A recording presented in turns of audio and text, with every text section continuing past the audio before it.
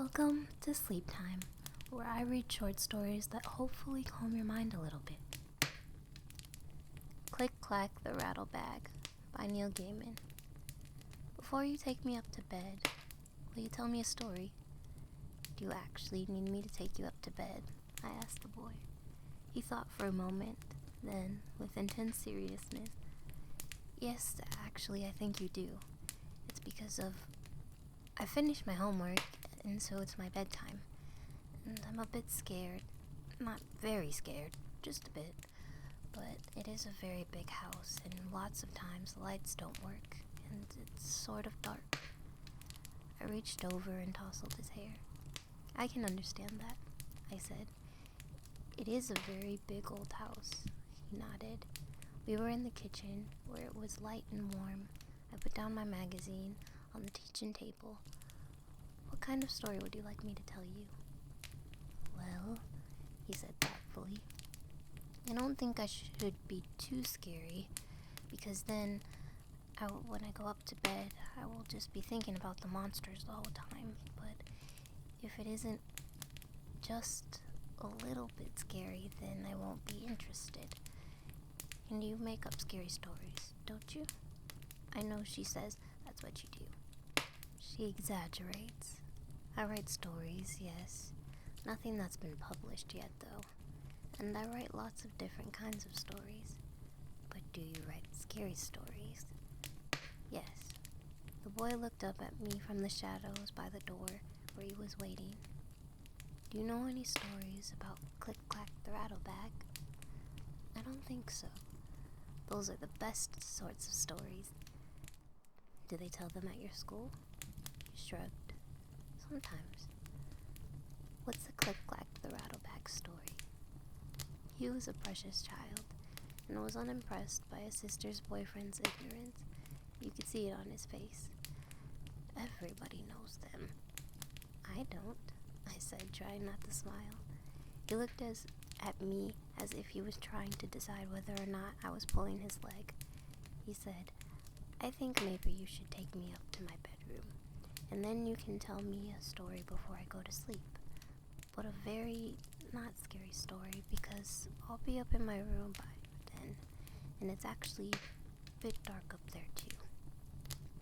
I said, shall I leave a note for your sister, telling her where we are?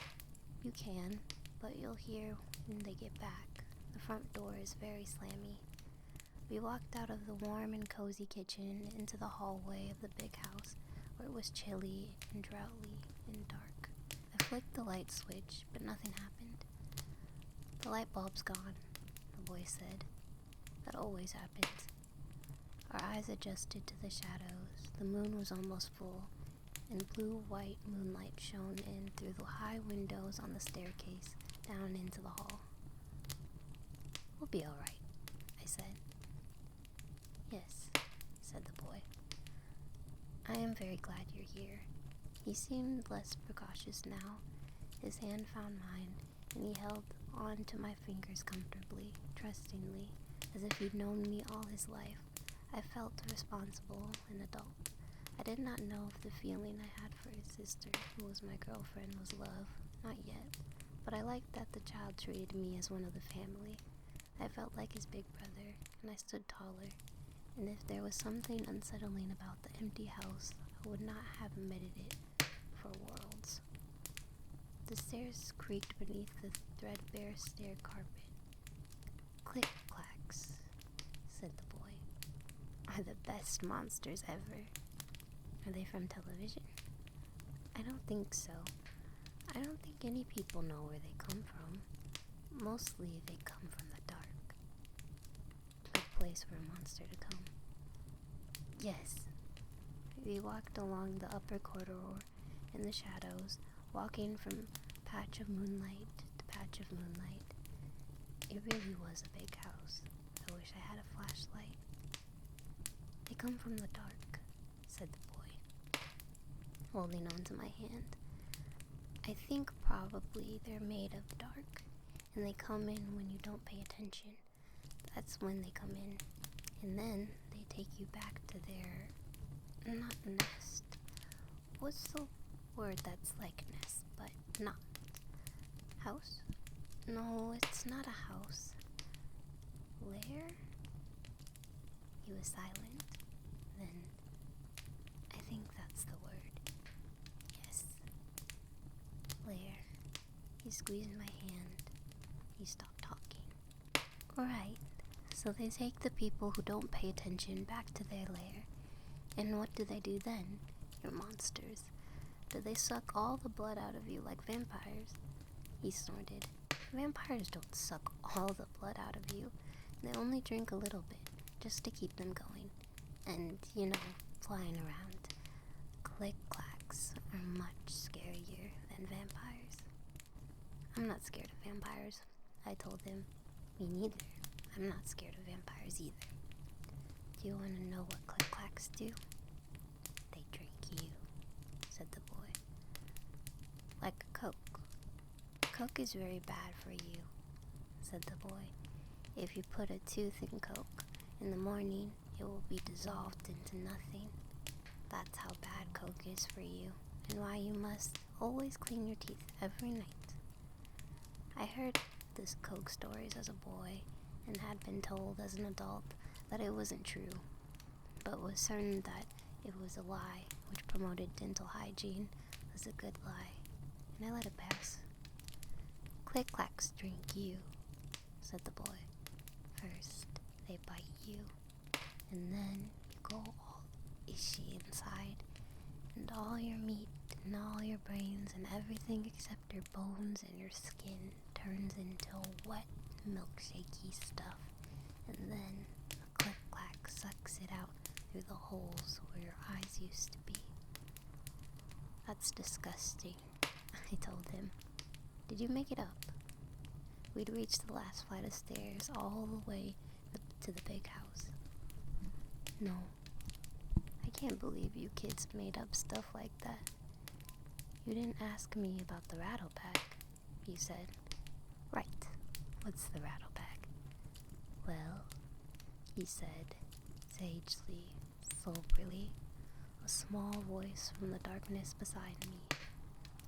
Once you're just bones and skin, they hang you up on a hook and you rattle in the wind.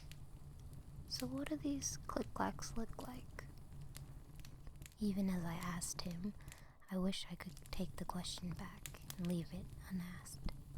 I thought, huge spidery creatures, like the one in the shower that morning. I'm afraid of spiders. I was relieved when the boy said, they look like what you aren't expecting, what you aren't paying attention to. We were climbing the wooden steps now. I held onto the railing on my left, held his hand with my right. As he walked beside me, it smelled like dust and old wood, that high in the house. The boy's thread was certain, though, even though the moonlight was scarce. Do you know what story you're going to tell me to put me to bed? He asked. It doesn't actually have to be scary. Not really. Maybe you could tell me about this evening. Tell me what you did. That won't make much of a story for you.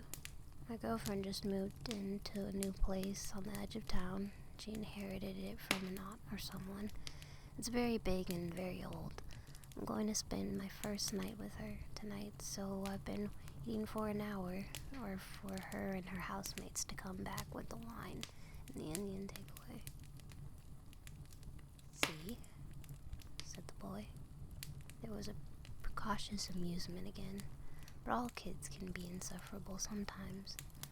When they think they know something you don't, it's probably good for them. You know all that, but you don't think. You just let your brain fill in the gaps. He pushed open the door to the attic room. It was perfectly dark now, but the open window disturbed the air, and I heard things rattle gently, like dry bones in thin bags, in the slight wind. Click, clack, click, clack, like that. I would have pulled away, then, if I could. Small, firm fingers pulled me forward, unrelentingly.